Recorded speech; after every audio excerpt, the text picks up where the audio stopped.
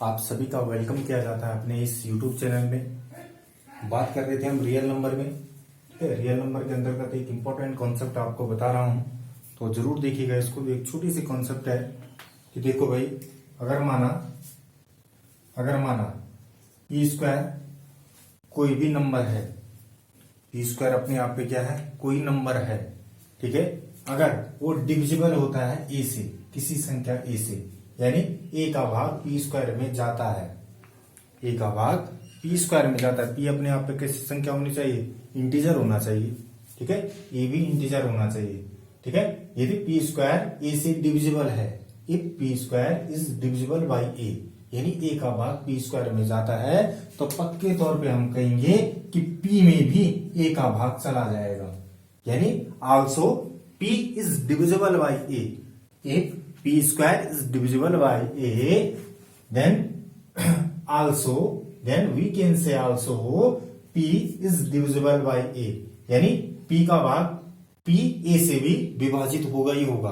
ठीक है, यदि a का भाग p स्क्वायर में जाता है तो a का भाग p में भी जाएगा ही जाएगा। जैसे 6 के स्क्वायर में अगर 3 का भाग जाता है तो इसके स्क्वायर को हटा दो ना, फिर 6 बच जाएगा। 6 में भी 3 का भाग जाएगा ही जाएगा। इस कॉन्सेप्ट को ध्यान में रख लेना। एक इंपॉर्टेंट कॉन्सेप्ट आपको बता रहा हूं कि आपके पास बोर्ड पेपर में 3 नंबर का क्वेश्चन आता है भाई। ठीक है, टाइप 1 बता रहा हूं कि जैसे prove that this is a irrational number, है ना, सिद्ध करना है कि आपको क्या है, ये अपरिमेय संख्या है, ये सिद्ध करना है। तो टाइप 1 बता रहा हूं, जैसे type 1 prove that root A is a irrational number. सिद्ध करो कि रूट ए अपने आप पे एक अपरिमेय संख्या है। ये सिद्ध करना है हमने। कुछ भी आएगा रूट, इसके अंदर कुछ भी आएगा, वो सवाल आएगा कि सिद्ध करो कि इतना अपरिमेय संख्या। ए के अंदर 2 आ सकता है, यानी रूट 2 हो सकता है, रूट 3, रूट 5, रूट 7।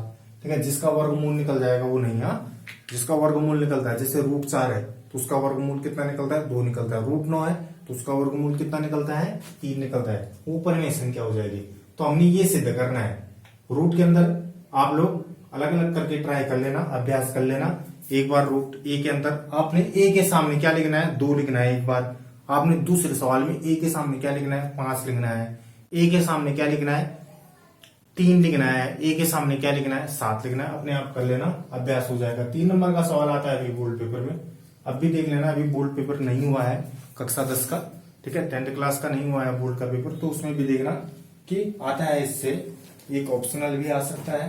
ठीक है, और इस तरह का क्वेश्चन भी आता है। ठीक है भाई, तो आपने सिद्ध करना है कि रूट ए अपरिमेय संख्या है, इरेशनल नंबर है। तो इस तरह के सवाल को करने के लिए हम इसका ठीक उल्टा मानेंगे। उल्टा क्या मानेंगे, हम ये मान देंगे ना ये परिमेय संख्या है। Let us assume root A is a rational number. मान लो कि रूट ए अपने आप पे कैसी संख्या है, परिमेय संख्या है। ठीक है, कैसी संख्या है, परिमेय संख्या है। तो मैंने आपको बताया था, जिसने पहले वाली वीडियो नहीं देखी वो पहले वाली वीडियो देखेगा, कि जो भी परिमेय संख्या होती है उसको किसके रूप में लिखा जा सकता है, पी बटे क्यू के रूप में। तो हम लिख सकते हैं root A equal to P by Q. क्यों लिखा भाई, क्यों लिखा, क्योंकि मान रखा है, क्योंकि माना है हमने क्या कि ये परिमेय संख्या है। जब परिमेय संख्या होती है तो हमें पता है भाई इसको पी बटे क्यू के रूप में लिखा जा सकता है। ठीक है, लेकिन यहाँ ध्यान रखना है, ये भी बताया था मैंने, Q is not equal to 0।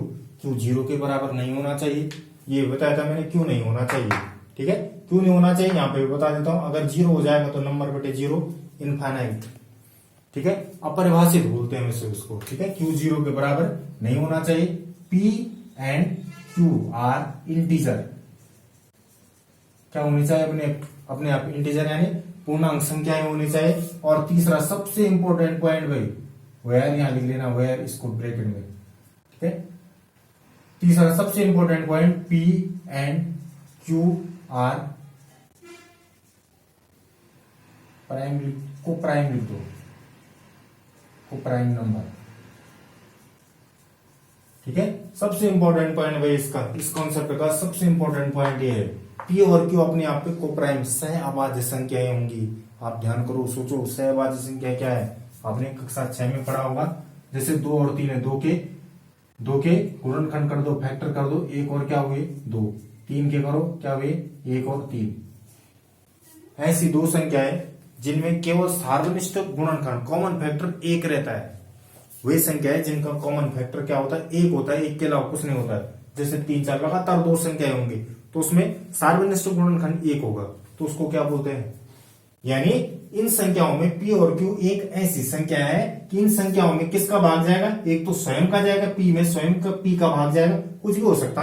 मान लो पी 2 था, क्यू क्या था 3 था, ठीक है, पी 2 था, क्यू क्या था 3 था, तो इसमें किसका भाग जाएगा, केवल और केवल किसका जाएगा, किसका जाएगा, एक तो स्वयं उसी का जाएगा, देखो स्वयं उसी का जा रहा है, स्वयं उसी का जा रहा है, और एक का जा रहा है। हमें पता है एक का भाग सब में चला जाता है, आ रहा समझ में, बस इसको ध्यान रखना। पी एंड क्यू आर को प्राइम नंबर है, यानी पी और क्यू का कोई भी गुणनखंड नहीं होगा, उभयनिष्ठ गुणनखंड कुछ नहीं होगा एक के अलावा, ठीक है, इतना समझ में आ गया, ठीक है। उसको भी लिखना है, इसको जरूर लिखना है भाई, ठीक है, लिखिए, लिखते रहो। अब इसको इधर ले आओ, या इसको लिख सकता हूं मैं, P बराबर Q रूट ए लिख सकता हूं भाई, क्रॉस मल्टीप्लाई कर दिया है ना, P बराबर Q root A, squaring both side, squaring both side, दोनों ओर वर्ग करने पर, तो दोनों ओर वर्ग करो, P square equal to Q square, ठीक है। किसी भी संख्या का जैसे रूट 2 है, इसका वर्ग करोगे तो 2, रूट 3 है, इसका वर्ग करोगे तो 3, रूट 4 है, इसका वर्ग करोगे तो 4, रूट हट जाता है, ठीक है, तो ये क्या आ जाएगा ए। अब देखो इसका मतलब क्या हुआ, पी स्क्वायर में देखो ध्यान रखो, Euclid division lemma, Euclid division lemma कुछ इसी प्रकार का था, इसका भाग मैंने इसमें दिया तो इतनी बार गया भाई, यानी पी स्क्वायर ए से विभाजित होता है, इसका मतलब क्या है, पी स्क्वायर ए से, यानी ए का भाग मैंने पी स्क्वायर में लगाया तो क्यू स्क्वायर बाहर गया, तो क्या लिखोगे, क्या लिखोगे, लिखो पी स्क्वायर संख्या ए से विभाज्य है, विभाजित है, पी स्क्वायर संख्या ए से विभाजित है, P square is divisible by, P square is divisible by ए।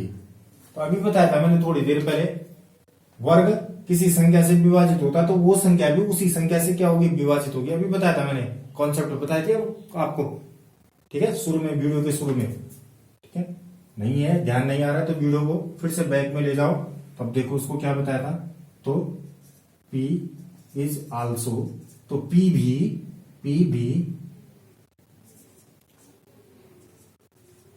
ए से विभाजित होगा बाई ए।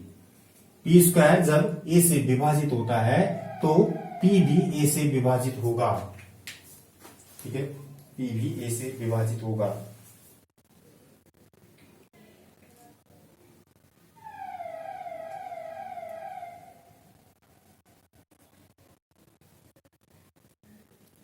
ठीक है।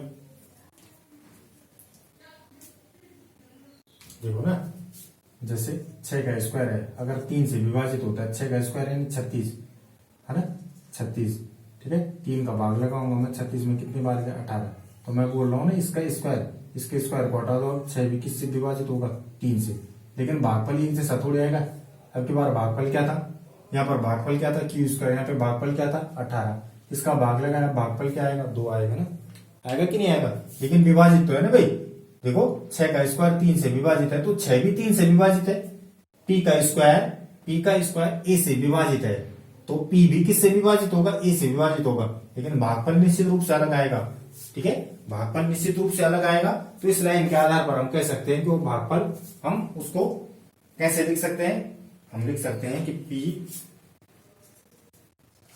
A R, ठीक है, या R A कुछ भी लिख लो, ए आर, यानी ए का भाग मैंने पी में लगाया वो 8 बार गया, जैसे मैंने 3 का भाग 6 में लगाया 2 बार गया, पहले तो 6 के स्क्वायर में लगाया 18 बार गया, यानी पी के स्क्वायर में लगाया वो क्यू स्क्वायर बार गया, तुलना कर लो ना यहाँ से बगल से, ठीक है, पी स्क्वायर में लगाया, 6 के स्क्वायर में लगाया, 3 का भाग लगाया तो कितनी बार गया 18 बार, यहाँ पे क्यू स्क्वायर बार गया, ठीक है, फिर 6 में गया, फिर पी का भाग किसमें, फिर P p को विभाजित किया, किससे विभाजित किया, a से विभाजित किया, फिर 6 को विभाजित किया 3 से, तो कितनी बार गया, कितनी बार गया, 2 बार गया ना। ठीक है, माना कितनी बार गया, यहाँ पे r बार गया, कितनी बार गया, r बार गया। ठीक है, टाइप 1 है, टाइप 1 को इसी प्रकार करना है, कोई ज्यादा नहीं सोचना है इस चीज के बारे में। तो फिर से कर दो भाई, स्क्वायरिंग बोथ साइड, दोनों ओर वर्ग करने पर लिख देना है यहाँ पे स्क्वायरिंग बोथ साइड, तो P square equal to A square R square. ठीक है, दो संख्याएं यदि भाई एक्स वाई गुणा में है तो इसका स्क्वायर कर लो तो अलग अलग स्क्वायर हो जाएगा। ठीक है, ऐसा नहीं है ये, तब हमें ए प्लस बी का होल स्क्वायर खोलना पड़ता है, ऐसा नहीं है, गुणा में है। P square equal to A square R square. ठीक है,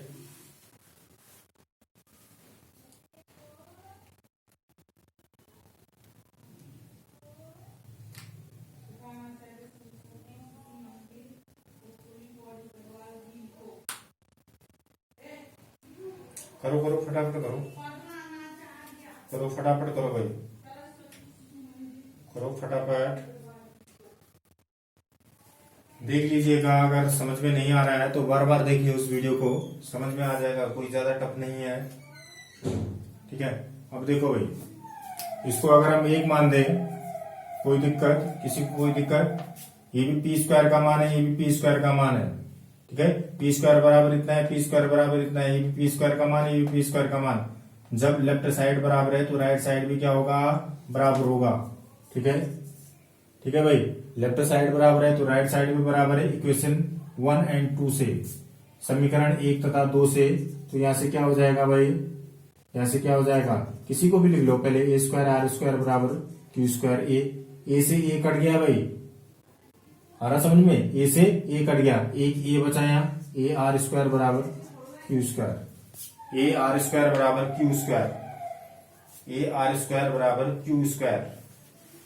ठीक है, या ऐसा भी तो लिख सकता हूं मैं, एक्स बराबर वाई है तो वाई बराबर भी एक्स लिख सकता हूं भाई, कोई दिक्कत वाली बात कोई, कॉन्सेप्ट क्लियर होने चाहिए। ठीक है, जोड़, घटाना, गुणा, भाग, ये 4 चीजें क्लियर होनी चाहिए, तभी गणित समझ में आएगी, ये तो कुछ नहीं आएगा समझ में। देखो भाई, यहां पर क्या कहा था मैंने, P square divisible by A, तो उसी फॉर्म में आ गया। यहां पे क्या लिखूंगा, Q square is divisible by A, क्या लिख दूंगा, Q square is divisible by A, तो also Q is also divisible by ए,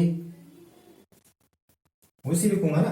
देखो, पी स्क्वायर ए से विभाजित होता है तो पी भी ए से विभाजित होगा, ऐसी क्यू स्क्वायर जब ए से विभाजित होता है तो क्यू भी किससे विभाजित होगा, ए से विभाजित होगा। लिख लेना उसको हिंदी में,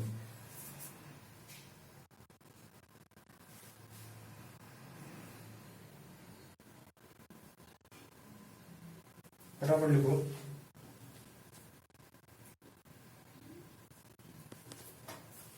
इसको मैं तीसरा लिख दूंगा।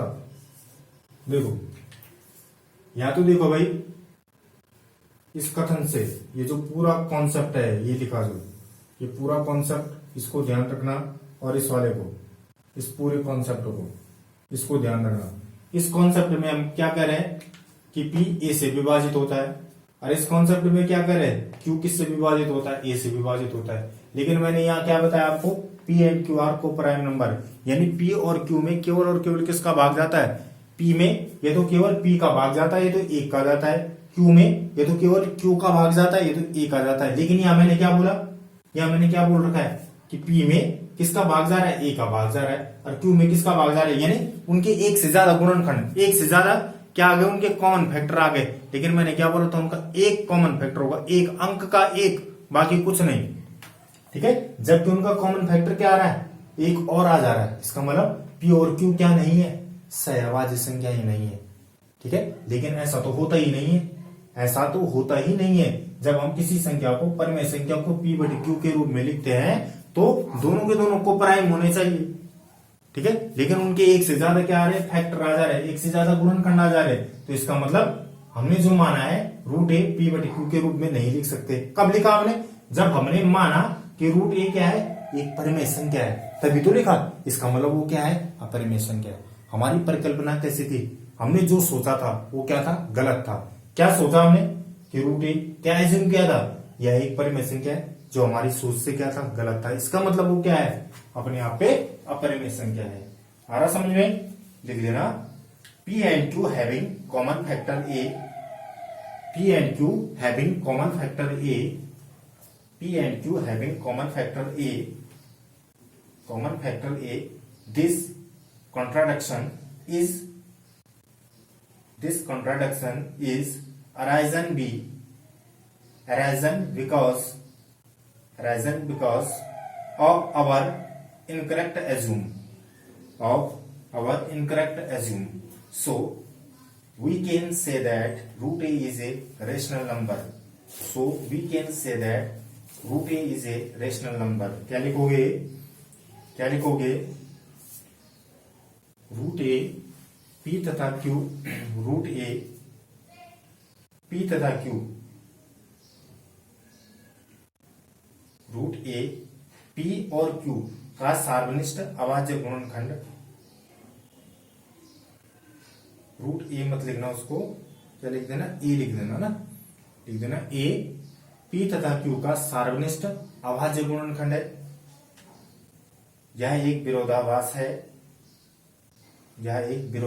है, this contradiction is arisen because of our incorrect assume. यह एक विरोधाभास है क्योंकि हमारी मान्यता के अनुसार पी और क्यू कैसी संख्याएं हैं, सह-अभाज्य संख्याएं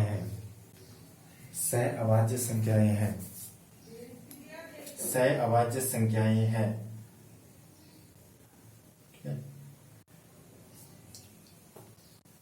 यह इसलिए है क्योंकि हमारी परिकल्पना गलत